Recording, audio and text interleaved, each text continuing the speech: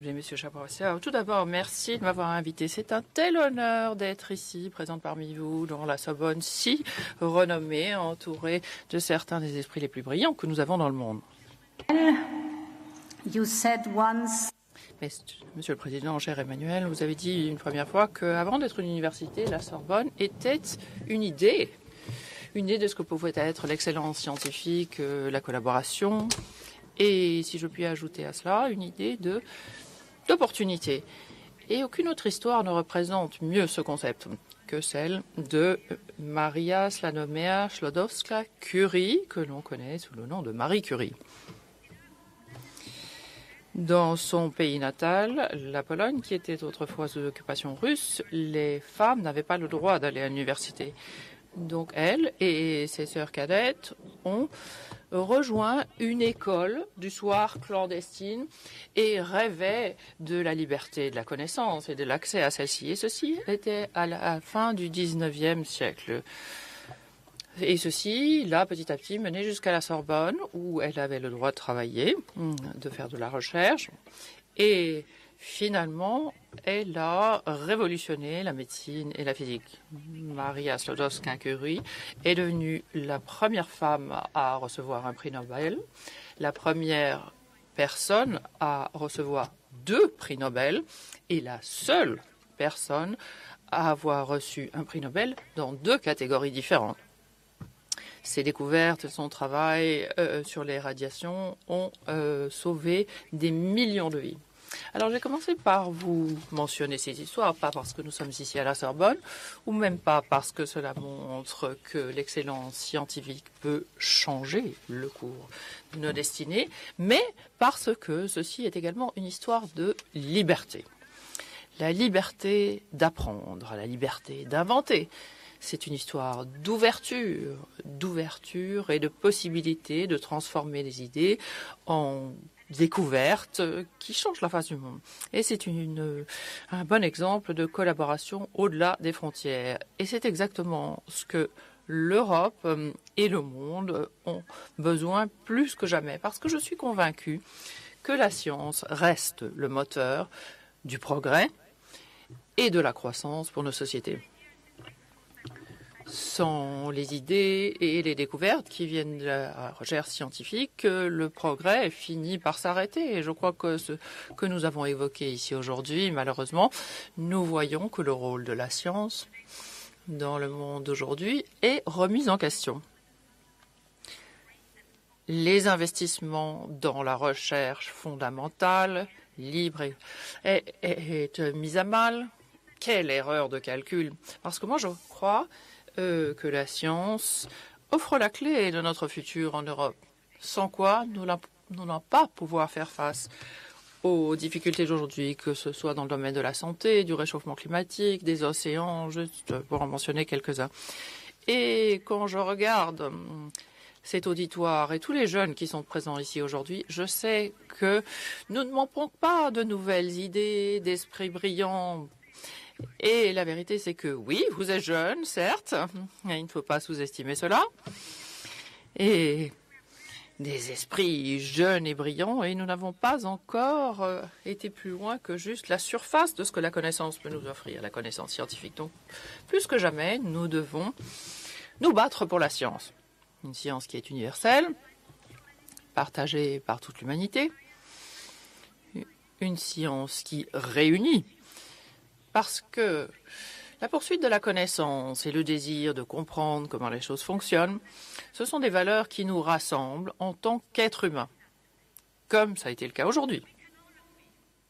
Nous pouvons tous convenir que la science n'a pas besoin de passeport, n'a pas d'attribution de genre, n'a pas d'ethnicité, n'appartient à aucun parti politique, et en tant que telle, elle joue un rôle crucial, qui est celui de rassembler les gens, leur permettre de se connecter et de créer un avenir dans ce monde fractionné qui est le nôtre aujourd'hui. Et nous pensons que la diversité est un actif pour l'humanité et que la lumière que nous offre la science est un des actifs qui a le plus de valeur, qui doit être protégé.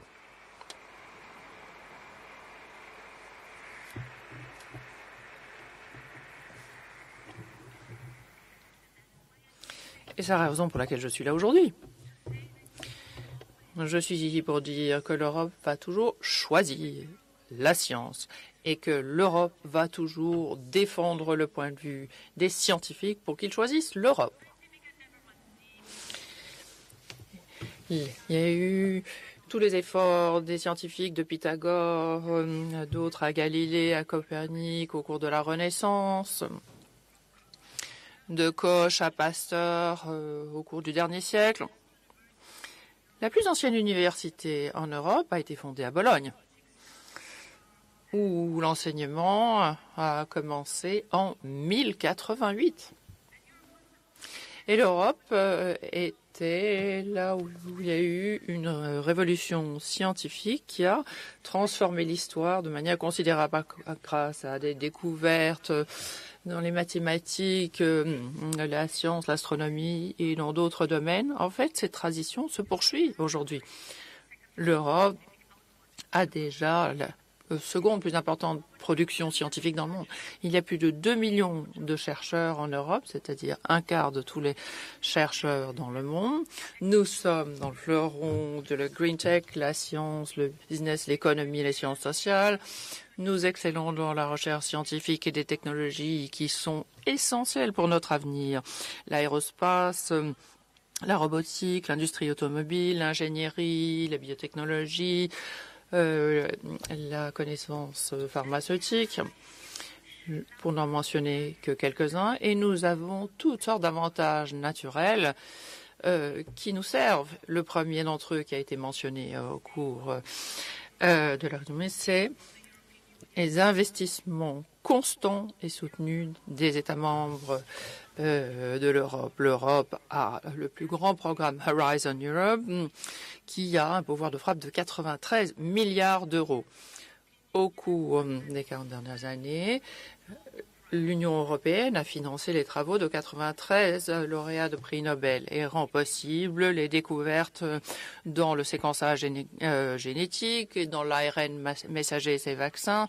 Elle a permis le développement de microprocesseurs d'avant-garde et les premières images du trou noir. Ces exemples, ainsi que bien d'autres, démontrent ce que nous savons tous. C'est que le retour sur investissement dans la science n'a pas son équivalent.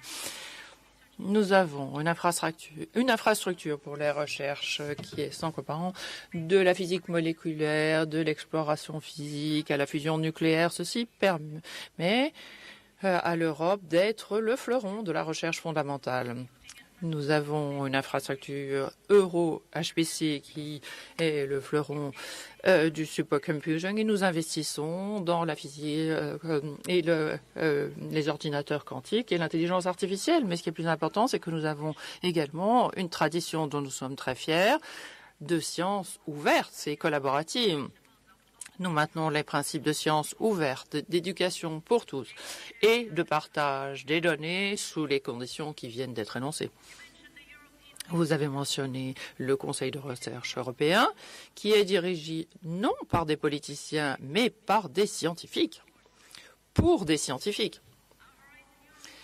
Notre programme Horizon Europe attire les investissements européens et la collaboration de l'Europe et au-delà, que ce soit la Corée du Sud ou des pays européens. De plus en plus de pays veulent nous rejoindre et nous voyons des scientifiques qui viennent de partout ailleurs collaborer ici en Europe. Prenez le CERN comme un exemple qui a été fondé il y a 70 ans pour réaliser une recherche d'avant-garde qu'aucun pays individuel pouvait mener tout seul. Alors le CERN aujourd'hui est le premier laboratoire pour la physique des particules et les technologies qui en découlent. Et les chercheurs de plus de 100 différents pays, de différentes nationalités, travaillent ensemble pour le bien de l'humanité au sein du CERN. Et c'est comme ça que la science doit fonctionner. C'est la raison pour laquelle la liberté scientifique et la collaboration doivent toujours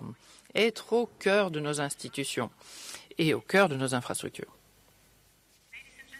Mesdames et messieurs,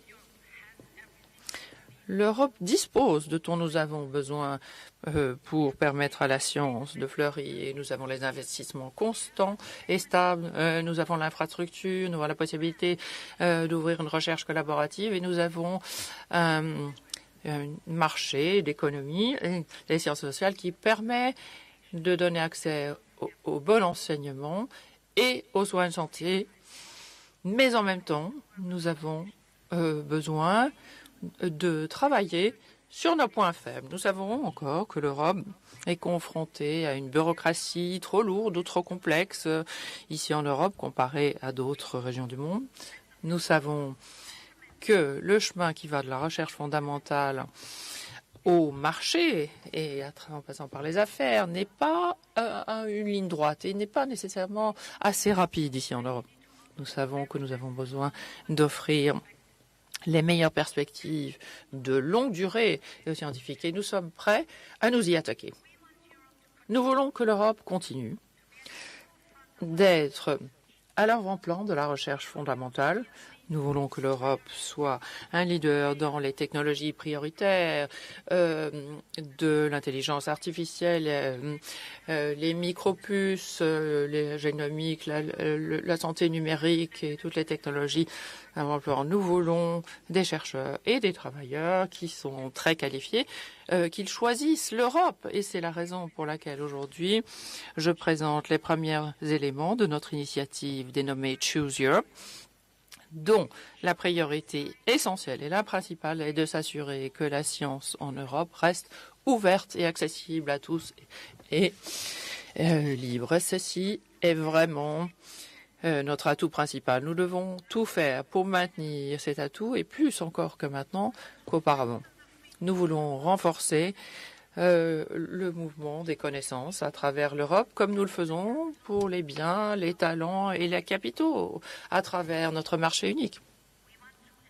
Et nous voulons sceller la liberté de la recherche scientifique dans notre législation, dans un nouvel acte européen, parce qu'il y a des menaces partout dans le monde. Et l'Europe ne va pas accepter de compromis sur ces principes. L'Europe doit rester le cœur des valeurs scientifiques libres. Le deuxième élément du programme Choose Europe est le financement. La science requiert des investissements et nous devons offrir des mesures d'incitation appropriées. C'est pour ça que je suis fier d'annoncer que nous allons mettre sur pied un nouveau package de 500 millions d'euros pour le biennium de 25 à 27 pour rendre l'Europe un aimant pour les chercheurs qui permettra de financer la meilleure recherche et les meilleurs scientifiques en Europe et d'ailleurs dans le monde. Nous voulons créer une nouvelle bourse, une super bourse de 7 ans, qui couvre 7 ans, sous le Conseil européen et le comité de recherche européen. Et à travers ce comité, qui soutient déjà le retour des scientifiques vers l'Europe à travers des bourses et dont nous doublons le montant qu'ils pourront recevoir cette année. Et je voudrais d'ailleurs étendre ce soutien financier à l'année 2026 et à l'année 2027. Et en même temps, nous devons également nous concentrer sur la génération suivante. Et c'est la raison pour laquelle nous sommes en train d'augmenter le soutien financier que nous donnons à des jeunes scientifiques à travers notre programme Choose Europe, sous le parrainage de Marie Curie. Ceux qui choisiront l'Europe auront davantage de subsides, de plus longs contrats, et nous allons étendre ce soutien financier qui leur a donné au-delà des 2 années prévues à travers des frontières plus grandes sur l'intelligence artificielle. À moyen terme et à long terme, avec nos États membres, nous voulons atteindre la cible de 3% du PIB d'investissement dans la recherche d'ici 2030. Et nous allons mettre sur pied des propositions très ambitieuses sur le financement de la recherche et de l'innovation dans nos prochains budgets parce que nous savons qu'un investissement dans le domaine de la science est le meilleur investissement possible dans notre futur. La troisième partie, ou le troisième principe de Choose Europe, c'est d'aller plus vite, c'est-à-dire depuis l'innovation, les découvertes, jusqu'aux innovations qui transforment la vie et d'opportunités de business. C'est pour ça que nous allons mettre sur pied un acte européen sur l'innovation, ainsi qu'une stratégie pour financer les start-up et leur permettre de grandir, pour dépasser les barrières réglementaires et leur faciliter l'accès au capital risque pour toutes les start-up européennes et toutes les anciennes start-up qui grandissent. Et en dernier lieu, et ce n'est pas un moindre élément, nous devons rendre l'Europe encore plus attirante pour les scientifiques et nous allons soutenir les scientifiques avec les institutions scientifiques. Nous allons accélérer le processus qui permet aux entreprises d'entrer en Europe et d'y rester. Nous avons déjà une plateforme qui relie les scientifiques avec d'autres scientifiques dans le monde, qui donne des opportunités d'emploi et facilite les visas. Mais maintenant, nous voulons soutenir les partenariats publics et privés pour avoir des scientifiques de haut niveau et pour accélérer et faciliter l'entrée en Europe de chercheurs du meilleur niveau. Parce que ramener ce qu'il y a de meilleur dans le monde va permettre de produire ce que l'Europe a de meilleur. Donc, mesdames et messieurs, l'Europe a fait son choix.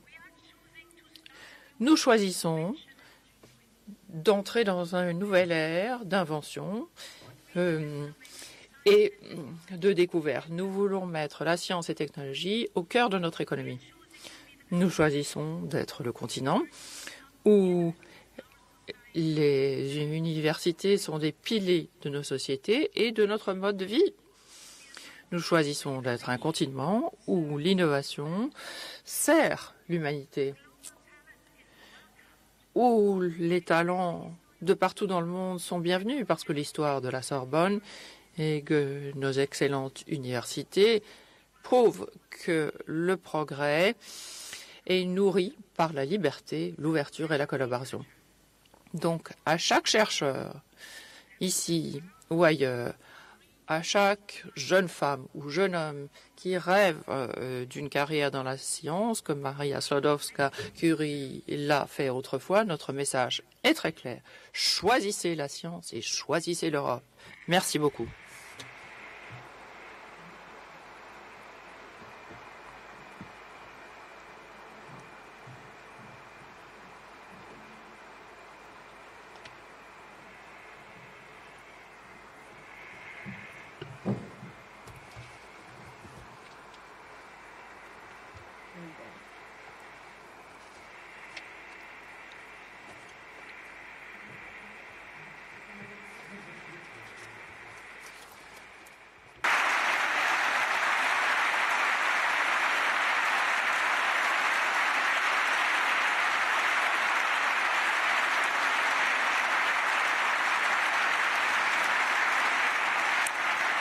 Merci Madame la Présidente de la Commission européenne. Je vous propose maintenant d'écouter Monsieur Emmanuel Macron, le Président de la République française.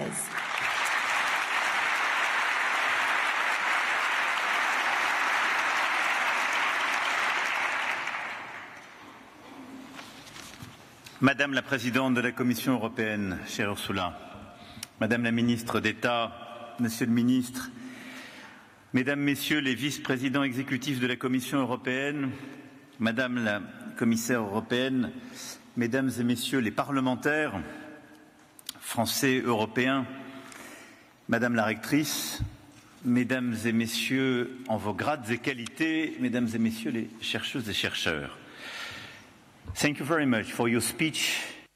Merci de vos discours, de votre discours et de votre engagement, Ursula.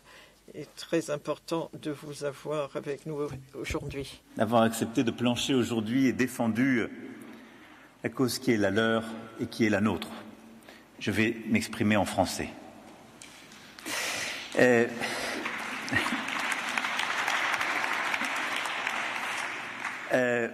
Je suis très heureux de, si je puis dire, revenir à la Sorbonne.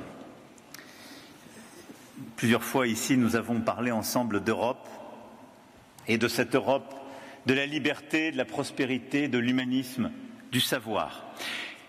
Et au fond, je voudrais commencer par là, c'est véritablement ce qui est en jeu aujourd'hui. Et vous l'avez rappelé par vos résumés des discussions de ce matin, Madame la Présidente, à l'instant, et vous le portez tous, mais je pense qu'il ne faut pas réduire ce qui se joue aujourd'hui. Personne n'aurait pu imaginer il y a quelques années qu'une des plus grandes démocraties du monde allait supprimer des programmes de recherche sous prétexte qu'il y avait le mot « diversité » dans ce programme. Personne ne pouvait penser qu'une des plus grandes démocraties du monde allait biffer d'un trait la capacité à avoir des visas de tel ou tel chercheur, parfois de ceux qui avaient contribué à sa propre sécurité numérique. Personne ne pouvait penser que cette très grande démocratie du monde, dont le modèle économique repose si fortement sur la science libre, sur l'innovation et sur sa capacité d'ailleurs durant les 3 décennies passées à avoir innové davantage que les Européens et à avoir diffusé plus cette innovation, qu'ils allaient faire une telle erreur. Mais nous en sommes là. Et en commençant par les enjeux, il faut mesurer que nous sommes à un moment de rupture très profond où l'impensable est au cœur de notre actualité. Au fond, c'est comme si, depuis la pandémie du Covid-19, nous vivions constamment dans des temps où les impensables se succédaient. Rupture géopolitique, rupture économique, rupture des repères politiques. Mais c'est le monde auquel nous sommes livrés. Alors, quand je disais que ce qui est évidemment en jeu, c'est le cœur de ce que nous sommes, je le dis dans ce lieu. J'ai eu l'occasion de le dire d'ailleurs il y a quelques semaines à l'université du Caire. C'est encore plus vrai pour l'Europe. Parcourez l'Europe, et vous avez fait référence à Bologne, les lieux les plus anciens, les institutions les plus anciennes qui nous tiennent sont nos universités. Et l'Europe de la Renaissance, puis celle des Lumières, s'est construite par cette volonté de comprendre le monde, d'avoir une science libre, de pouvoir former les meilleurs esprits et de pouvoir comprendre le monde à la mesure de l'homme, au sens générique du terme. Et tout ce qui nous lie repose sur cette capacité de former des individus libres et rationnels. Et libres parce que rationnels, parce qu'ayant accès justement à cette science libre, ouverte, à la possibilité de débattre, mais à partir de faits, de vérités à un moment scientifiquement établies, puis ensuite qui seront peut-être désavouées par d'autres chercheurs, jugés à chaque fois par leurs pairs. C'est tout ce qui nous lie et ce qui nous tient. C'est ce qui a conçu nos modèles. Et c'est ce qui tient notre rapport à la connaissance, mais aussi notre rapport à la démocratie et notre rapport à l'efficacité économique et la compétitivité. Sans science libre, nous perdons ces 3 piliers de nos sociétés, ce qui fait le cœur même des démocraties libérales occidentales. Et d'abord, ce rapport, en effet, à la vérité. Si on considère que la vérité est révélée, si on considère qu'il y a des recherches interdites, si on considère qu'il y a du bien et du mal dans la recherche et qu'on peut décider de ses financements ou les interdire, alors on perd cette capacité de ne pas être d'accord ensemble, comme disait Voltaire. C'est-à-dire, c'est la possibilité même de savoir et d'avoir une liberté d'opinion solidement établie. Rien moins que cela. Et donc, oui, chérissons la science libre, ouverte, qui est au cœur de nos sociétés, et refusons un diktat qui consisterait à dire qu'un gouvernement, quel qu'il soit, puisse dire il est interdit de chercher ceci ou cela, et qu'il serait interdit de chercher sur la santé des femmes, qu'il serait interdit de chercher sur les cyclones ou le climat, parce qu'à chaque fois, ce sont là aussi des vies qui sont mises en jeu, parce que là, à chaque fois aussi, ce sont les progrès de notre humanité qui sont remis en cause. C'est un impératif moral et humain, mais c'est la base même de notre Europe, de nos sociétés.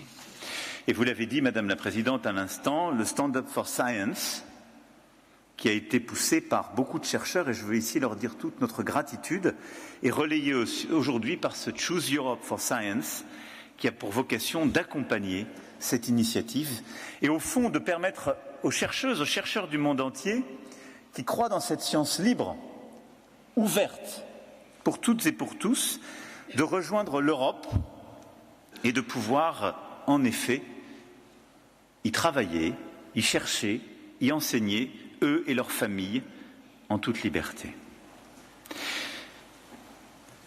La deuxième chose, c'est qu'il n'y a pas de démocratie qui tienne longtemps s'il n'y a pas une science libre et ouverte. Comment débattre dans nos sociétés si le rapport au fait et à la vérité est remis en cause, soit par une espèce de relativisme absolu, de scepticisme complet, soit au fond, encore une fois, parce qu'il y aurait une vérité révélée, parce que le pouvoir politique d'un moment donné pourrait dire ceci est vrai, ceci est faux. La possibilité même de nos démocraties est de débattre, mais de débattre sur des faits qui sont à un moment solidement établis et où il y a une autorité scientifique, et beaucoup ici sont plus éminents que moi pour le dire, mais où il existe une autorité qui a une légitimité reconnue par les pairs, celle d'avoir plus étudié, lu plus de livres, d'être reconnu, d'avoir ainsi gravi les échelons d'un grand organisme de recherche, d'une université, d'avoir été habilité à diriger les travaux des autres et à pouvoir enseigner. À côté de la liberté académique, il y a en effet une autorité du savoir. Mais elle est essentielle pour nos démocraties parce qu'elle départit le vrai du faux, elle permet de dire ce qui est un fait, ce qui n'en est pas. Sinon nous mettrions à vivre, peut-être y sommes-nous déjà, dans des démocraties liquides où démêler le vrai du faux devient impossible et qui est au fond le lit des complotismes. Du coup des émotions, puisqu'il n'y a plus de relation véritable au réel ou au fait. Et ce faisant, nous mettons en danger le cœur même de démocratie, de nos démocraties dans leurs racines, c'est-à-dire la possibilité d'avoir un débat public et des opinions publiques ainsi forgées. Puis enfin, cette science libre est la condition de notre compétitivité. Vous l'avez rappelé dans vos propos, je sais que vous l'avez défendu ce matin, et au fond, la meilleure démonstration de cela, c'est le modèle américain, qui a tant et tant fondé sa science libre, qui a eu un des modèles les plus efficaces au monde de transmission de la recherche fondamentale à la recherche appliquée, et qui, par ses spécialités sectorielles et ses capacités de financement, a diffusé massivement ces 30 dernières années de la science et de la recherche dans son modèle économique. Ce qui d'ailleurs a fait que ce modèle a été plus efficace que le modèle européen durant les 3 dernières décennies. Il a créé 2 fois plus de recherche par tête. Et c'est ça que nous voulons rattraper, nous Européens, ce en quoi nous croyons. Mais vous le voyez, au fond, cette autonomie stratégique à laquelle nous croyons n'est pas possible sans une science libre, ouverte, sans un investissement massif et durable dans la recherche fondamentale et évidemment dans la recherche appliquée, dans la capacité ensuite à la transmettre du public au privé. Et c'est pourquoi il est si important dans nos sociétés, dans nos démocraties, de garder cette science libre et ouverte dans nos universités, nos organismes de recherche, de permettre à celles et ceux qui sont menacés de rejoindre notre Europe, comme en quelque sorte un port d'attache nouveau, et l'exemple de Marie Curie est admirable à cet égard, mais il y a beaucoup de Marie Curie à venir, j'espère, dans cet amphithéâtre, à coup sûr dans nos laboratoires et dans les laboratoires du monde entier. Et je veux ici dire ma reconnaissance à toutes celles et ceux qui ont, ces dernières années, cherché sans relâche pour améliorer notre compréhension des grands fonds marins, des dérèglements climatiques, des cyclones à venir, qui ont cherché sans relâche pour avoir une approche libre, ouverte, indépendante de la compréhension des algorithmes, de l'indépendance de nos sociétés face à ces modèles qui se sont aussi privatisés et qui, en quelque sorte, considèrent que oui, nous avons besoin d'avoir en quelque sorte cette science libre et ouverte parce qu'elle est un trésor de l'humanité, ce qui nous permet d'avoir simplement un ordre mondial qui ne soit pas la propriété de quelques-uns, mais qui soit offert à tous pour la liberté de chacune et chacun.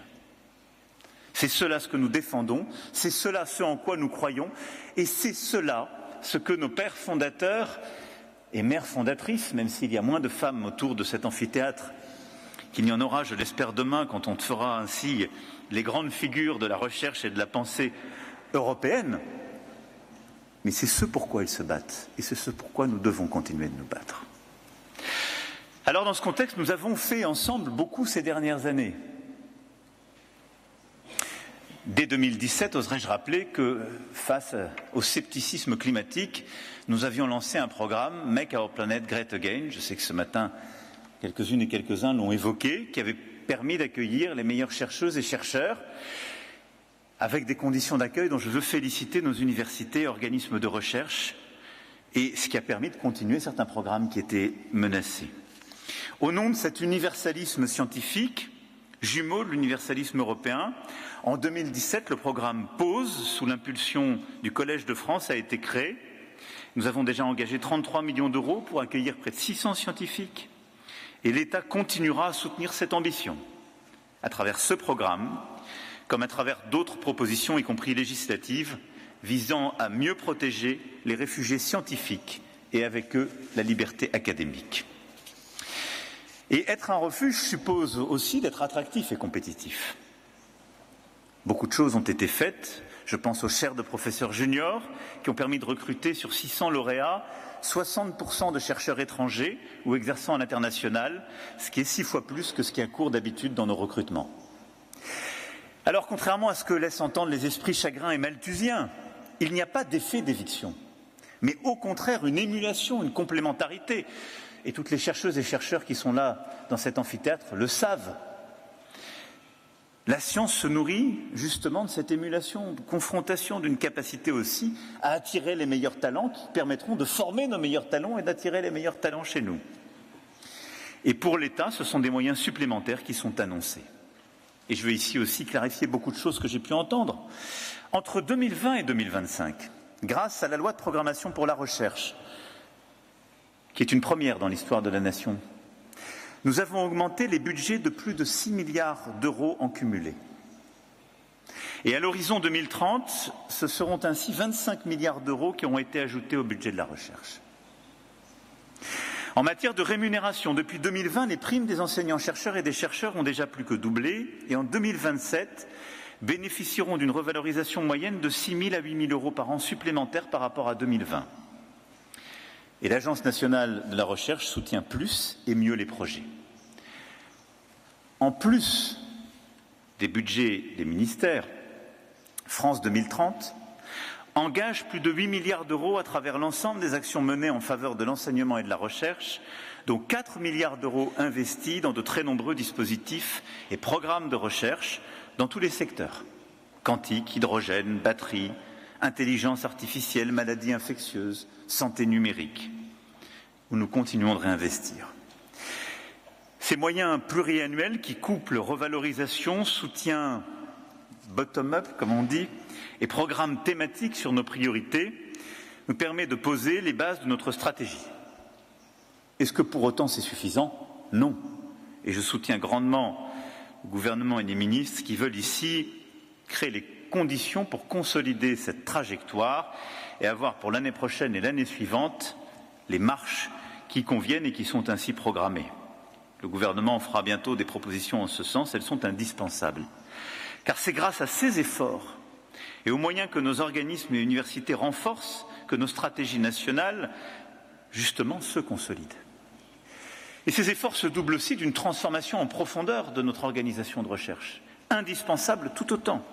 Transformer nos organismes en agences de programme, consolider les 29 pôles universitaires, avoir su consolider aussi des sites qui depuis trop longtemps étaient divisés, je pense à l'exemple de Saclay, ô combien illustratif. Aller plus loin aussi dans nos contrats d'objectifs, de moyens et de performance de nos universités, qui jusqu'alors n'étaient qu'une infime part du budget de celles-ci et qui, pour les premières, dès l'année prochaine, couvrira 100% justement de leur capacité de financement. Nous avons besoin en effet d'une réforme en profondeur de notre organisation du système de recherche et d'enseignement supérieur, d'assumer celle-ci en même temps que nous continuons d'y investir et que nous continuons d'attirer les meilleurs. C'est un ensemble, il est cohérent et il doit être défendu comme tel. Alors au-delà de ces efforts, sur la base de ce que vous venez d'annoncer, Madame la Présidente, et de ce que nous voulons faire au niveau national, nous allons continuer d'avancer, de bâtir notre avenir et d'investir dans l'excellence. D'abord pour les chercheurs et enseignants-chercheurs. Face aux menaces que j'ai décrites, à cette appréhension internationale, l'Europe, oui, doit devenir un refuge. Et le programme de 500 millions que vous venez d'annoncer, les simplifications, les chaires supplémentaires, les dispositifs d'accueil sont des éléments extrêmement importants de cette attractivité européenne. Dans le contexte international que nous connaissons, un grand nombre d'établissements français, et je veux les en remercier, Aix-Marseille Université, le CNRS, Centrale Supélec, PSL, bien d'autres, ont lancé des programmes visant à faire venir les chercheurs sans attendre. Notre Europe doit faire plus, c'est le programme que vous venez d'annoncer, Choose Europe for Science, avec des actes, des financements, des principes. Et au fond, le message est simple, si vous aimez la liberté, venez nous aider à rester libres, à chercher ici, à nous aider à être meilleurs, à investir dans notre avenir. C'est aussi le sens de Choose France for Science que nous avons lancé il y a quelques semaines, qui a suscité plus de 30 000 connexions, dont un tiers depuis les États-Unis, plusieurs centaines de dossiers ouverts. Et l'objectif est du doctorant au prix Nobel, en passant par les post-docs, les professeurs juniors, d'accueillir autant que de besoin et avec une seule exigence de qualité des candidats.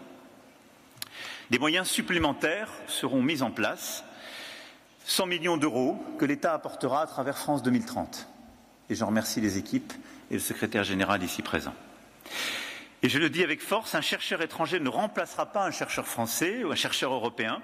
C'est l'esprit même de la science de chercher cette coopération, cette émulation, cette conversation. C'est pourquoi ce sera un financement spécifique qui est ainsi déployé et annoncé aujourd'hui.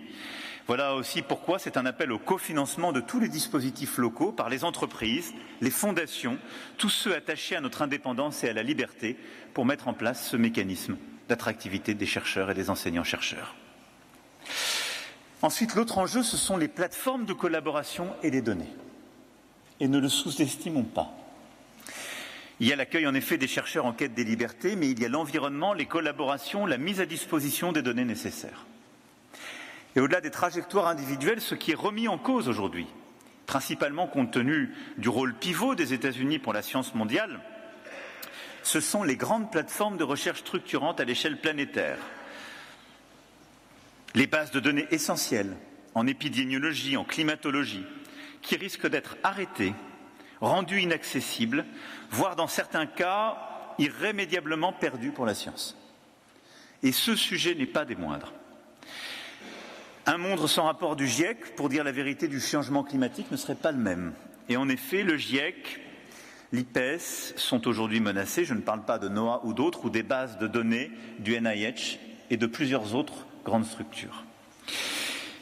La France et l'Europe ne peuvent pas laisser faire cela. C'est pourquoi il nous faut d'urgence mettre à l'abri ou recréer ces bases de données pour prendre le relais.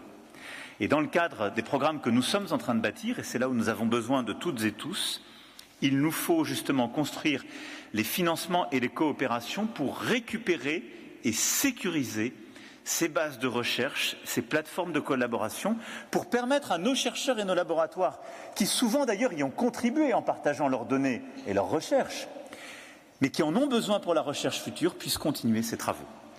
Et donc je souhaite que dans les prochains mois, nous puissions finaliser les initiatives essentielles pour préserver ces bases de recherche, leur financement au niveau européen. Nous avons commencé dans ce sens. Et c'est exactement la philosophie de ce que nous avons lancé en matière d'intelligence artificielle, chère Anne, avec le soutien de la Commission européenne, et là aussi un financement public-privé pour créer ces communs du numérique en matière d'intelligence artificielle. En effet, ce Current AI, la fondation que nous avons mis en place, a exactement cet objectif et a commencé à sécuriser des bases de données, des plateformes coopératives pour, sur l'intelligence artificielle, ne pas dépendre de quelques acteurs privés et créer ces mécanismes de coopération, de recherche ouverte, de sécurisation des données au service de l'intérêt général. Mais en matière de climat, de connaissance de la planète, en matière de sciences du vivant, nous avons besoin de poursuivre ce travail, de consolider les plateformes et d'avancer. Réfléchissons collectivement à la lourde tâche d'archivage de certains savoirs spécifiques. Je pense aux travaux aussi de Software Heritage, qui, ensemble en France, archivent l'ensemble des logiciels créés dans le monde avec une initiative européenne à construire sur le sujet. Mais je souhaite, au-delà de la question de notre capacité à attirer chercheurs, enseignants-chercheurs, que nous ayons aussi une capacité à préserver, consolider, attirer plateformes de collaboration et données au service de l'intérêt général. Cet investissement massif dans notre recherche doit être aussi pensé en européen et à travers nos programmes. Je l'ai dit, et c'était d'ailleurs au cœur du rapport de Mario Draghi que vous aviez commandé, Madame la Présidente, il n'y a pas d'indépendance de notre Europe, pas d'autonomie stratégique sans une science libre et forte en Europe. Et choisir la science, c'est en quelque sorte, enfin c'est même résolument aussi, refuser la vassalité. Et je le dis ici parce que je vois beaucoup, et nous avons toujours eu cette hésitation en Europe. Regardons les dernières années. Ici même, en 2017, j'ai plaidé pour une Europe plus souveraine en matière scientifique.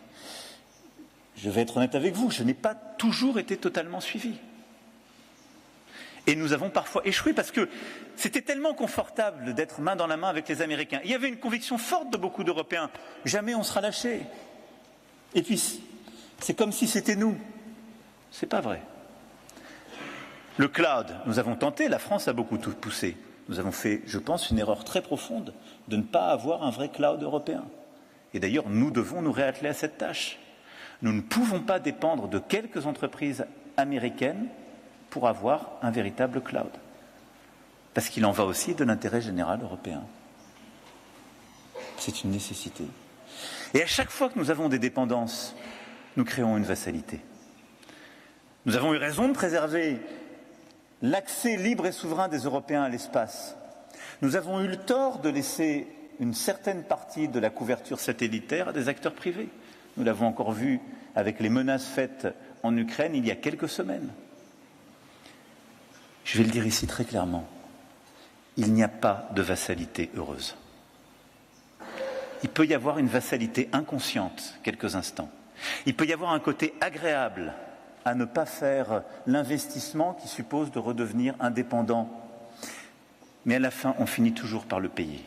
Et le réveil stratégique que nous vivons depuis quelques mois ne doit pas être en quelque sorte vécu comme un simple mauvais moment à passer.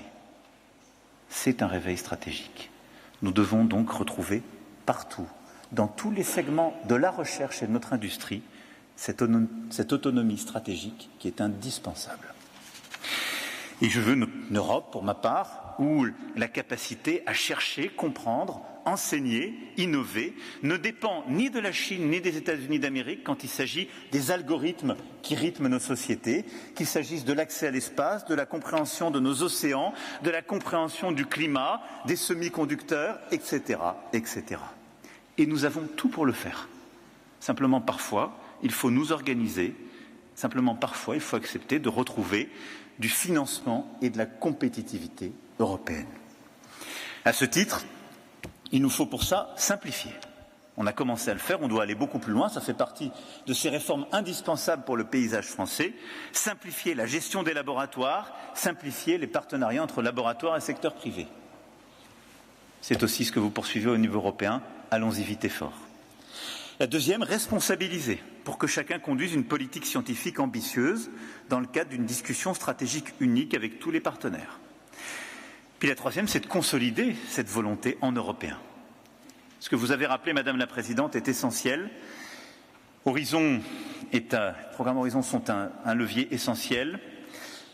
ERC Synergie, c'est un trésor et beaucoup ici sont issus de ces programmes qui financent les meilleurs projets. Je pense que nous pouvons passer à plusieurs initiatives supplémentaires. Nous avons su faire en France, qui a été un trésor inventé il y a une quinzaine d'années, les LabEx, initiative qui permet de soutenir les laboratoires d'excellence sur plusieurs années. Nous voulons la prolonger au niveau français. Nous devrions, plusieurs ici ont poussé pour cela, je veux les en remercier, nous devrions porter au niveau européen une capacité à financer des LabEx, c'est-à-dire pas simplement des projets, mais des équipes pendant plusieurs années au niveau européen avec des financements européens. C'est plus de simplicité, plus de visibilité et ça repose sur un jugement et une évaluation des pairs. C'est comme ça que nous créerons plus de compétitivité pour nos recherches. Nous devons aussi mieux définir nos ambitions programmatiques dans les domaines critiques. Et en même temps que nous finançons la recherche bottom-up, nous devons assumer, comme on l'a fait avec les PIEC sur quelques grands projets, de se dire que nous avons peut-être une dizaine de chantiers du siècle sur lesquels il faut assumer d'investir massivement, de prioriser et de créer des synergies. En matière de santé, maladies infectieuses, vaccinologie, zoonoses et transmission à l'homme. En matière spatiale, qu'il s'agisse de l'accès à la Lune ou des missions d'observation, en matière de quantique, en matière d'intelligence artificielle, en matière d'économie circulaire qui est si importante pour la souveraineté de notre Europe. Nous qui n'avons ni des énergies fossiles, ni les minerais et terres rares sur lesquels nous recréons des dépendances pour faire notre transition écologique. L'économie circulaire est clé pour ça. En matière de vieillissement et de régénération, défi immense de nos sociétés. En matière de nucléaire, d'énergie, de fusion. En matière de climat, qu'il s'agisse de la compréhension de la Terre ou de la recherche sur nos océans. En matière d'électronique et des puces les plus avancées. Et, pour en citer un dixième, en matière d'esprit critique et de lutte contre la désinformation, qu'il s'agisse de la santé, du climat ou des sciences. Je n'ai cité là que 10 chantiers du siècle. Je ne suis sans doute pas exclusif, mais je pense que ces 10 chantiers sont fondamentaux, sur lesquels il nous faut investir massivement en Européens. Dans ces 10 chantiers, il y a les défis de nos sociétés. Société, nous le savons, qui vieillit, une société qui est dépendante d'énergie fossile et de matériaux et terres rares qu'elle ne produit pas, et une société qui peut créer des dépendances sur les transitions de demain, sur quelques-unes de ces ruptures technologiques, et une société qui veut préserver son esprit critique et sa liberté académique. Sur ces 10 grands secteurs, investissons massivement, lançons 10 grands programmes européens et essayons aussi de bâtir des coopérations entre pays. Nous allons commencer dans quelques jours à le faire avec nos partenaires allemands, mais ouvrons-le aussi à tous nos partenaires hors de l'Union européenne, nos voisins britanniques qui veulent ô combien revenir avec nous, mais de l'Inde à d'autres grands pays. Engageons plus largement autour de l'Europe la capacité à penser ces thématiques. Au-delà de ces programmes, après donc les chercheurs, les plateformes, les données, il y a la question des infrastructures, de l'innovation. Vous l'avez rappelé, Madame la Présidente, nous avons parmi les plus belles infrastructures au monde, le CERN, le synchrotron, en effet nos accélérateurs, nos réacteurs expérimentaux qui ont permis de magnifiques succès industriels. Il nous faut réinvestir dedans. Et ne pas oublier que ces magnifiques instruments de recherche, là aussi coopératives, ouvertes, où le monde entier est autour de la table, sont des trésors. Nous avons à bâtir des infrastructures aussi de demain, en même temps que nous avons à réinvestir sur ces dernières. Vous avez annoncé il y a quelques semaines à Paris, lors du sommet sur l'intelligence artificielle, votre volonté justement de financer des supercalculateurs européens, ouverts pour la recherche publique. Ce sont des infrastructures indispensables. Nous avons besoin aussi de bâtir des infrastructures de stockage pour les sciences du système Terre, pour les activités d'observation in situ de l'océan, nous y reviendrons lors de l'UNOC, ou en biosanté, sur le génome notamment. Et qu'il s'agisse de la Terre, de son observation, des océans, leur compréhension, de la santé et du génome, là aussi nous avons des infrastructures extrêmement coûteuses que nous avons à financer et sur laquelle nous devons créer de la pérennité, de la stabilité. Et puis, enfin, au-delà de ces infrastructures, il y a le système d'innovation et son efficacité.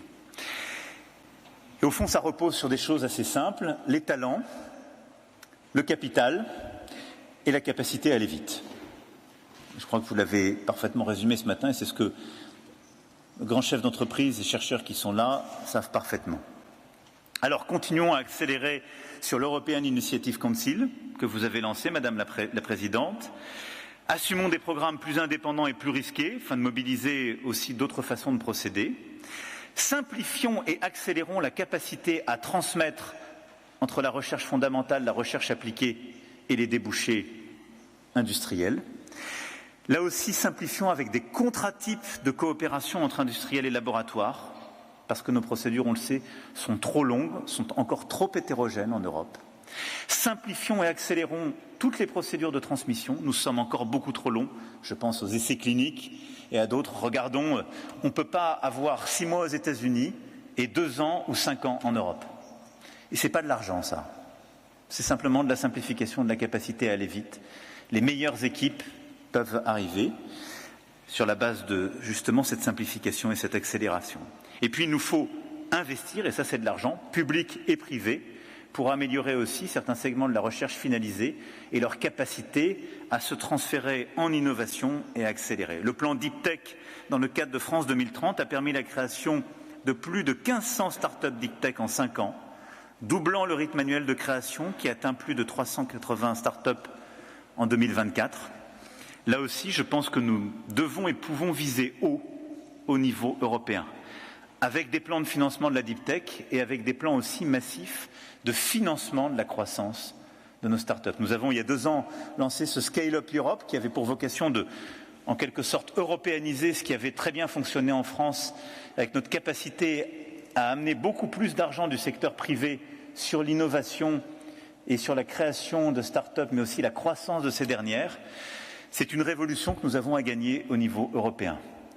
Et pour ça, la base, c'est en effet de mobiliser notre épargne sur plus de financement en fonds propres et plus de financement risqué. C'est au cœur de l'urgence des prochains mois et de votre agenda, la titrisation, la mobilisation des fonds privés, le marché unique de l'épargne et du financement européen, ou Capital Market Union en bon français. En tout cas, sur chacun de ces leviers, c'est une Europe qui innove davantage et qui accélère le transfert de technologies qui s'impose. Voilà, mesdames et messieurs, les quelques axes sur lesquels il me semble que nous devons nous engager, et nous voulons nous engager avec Madame la Présidente de la Commission européenne, si Madame les vice-présidentes et commissaires, mais également avec tous nos collègues en Europe, car cette aventure est européenne et nous engage tous. Et au fond, aujourd'hui, c'est un appel de la Sorbonne que nous voulons lancer, au-delà de ces financements, de ces annonces, de ces priorités.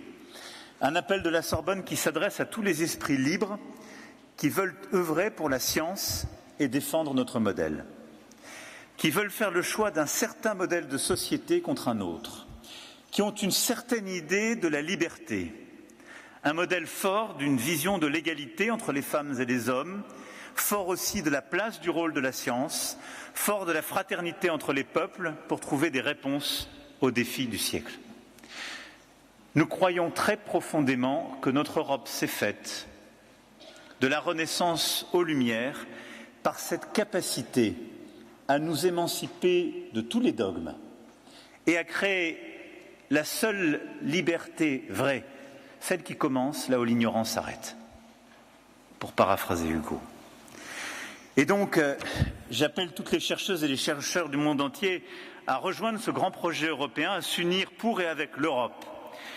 Parce que nous croyons très profondément, oui, que nos démocraties sont plus fortes et que ce sont elles qui ont le mieux lutté contre le Covid il y a quelques années, par les controverses, les débats ouverts, mais une science aussi qui avance à ciel ouvert, en cherchant, en tâtonnant, en innovant, en créant, en se contredisant et en contredisant.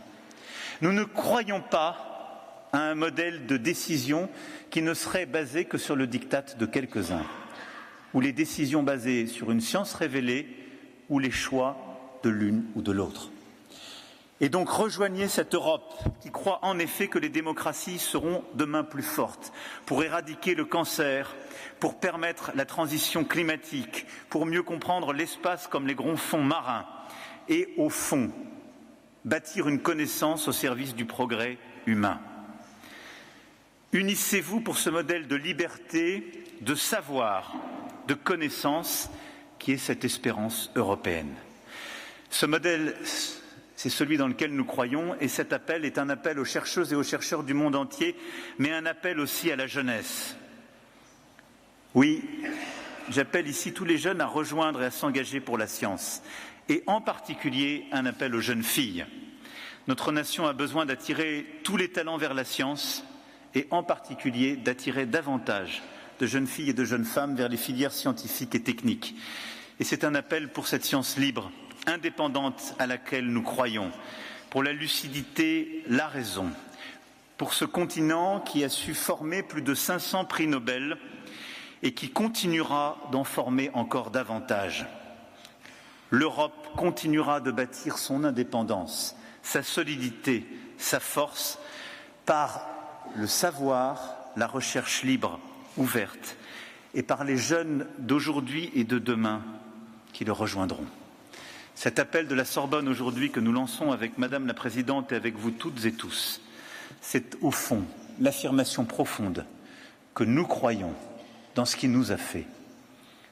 Le savoir, la liberté, la capacité à ce que les plus jeunes dans nos nations continuent de revenir parfois sur les dogmes dans lesquels nous croyons, soient constamment menés par le doute, réinterrogent les fondamentaux qui étaient les nôtres, mais le fassent de manière libre, dans un dialogue permanent avec leurs pairs dans le monde entier, et le fassent au service de cette vision que nous avons de l'universalisme et de rien d'autre.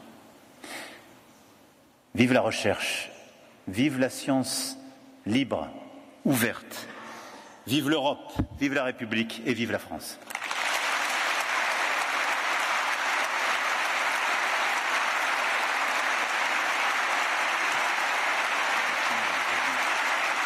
Merci beaucoup.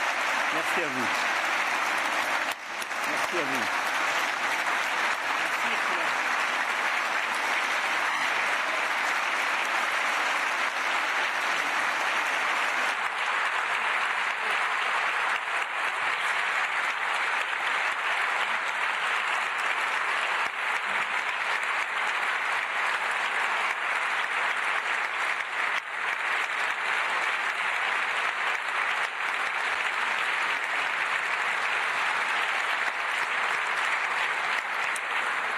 Merci, Monsieur le Président de la République française. Merci, Madame la Présidente de la Commission européenne.